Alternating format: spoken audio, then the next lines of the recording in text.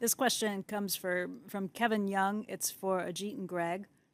Warren spends his days reading, and his literature of choice is annual reports. How do each of you spend your days? What do you read, and how do you review investment decisions? Well, in my job, I spend a lot of my time reading deals that brokers and people send us, reading what they're proposing, trying to analyze them, having a point of view, whether it is something that is of interest to us or not.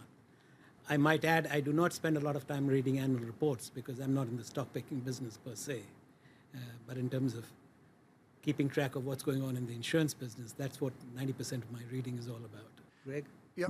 So generally in a day, what I'm going to focus on when I'm reading is really around our businesses, what industries they're in. I'm trying to understand what our competitors are doing, what's the fundamental risks around those businesses, how they're going to get disrupted. And then it always comes back to, are we allocating our capital properly in those businesses relative to the risks we're seeing both in our business and in the industry. So a lot of time spent on that. And as that knowledge is built, at sharing it back and forth with our management teams of those relevant subsidiaries and sort of fine tuning it is really the approach.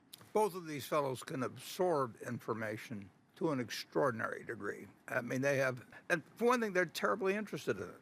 I mean, and it's theirs. So I'm amazed at both of them, the degree which they just sort of know everything, but they enjoy it.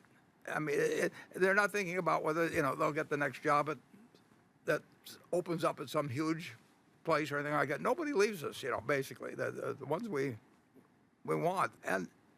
But you really got to kind of be in love with your business, and that makes a huge difference. And that means that we've got to have the conditions that allow that love to flourish, and it wouldn't flourish with many organizations.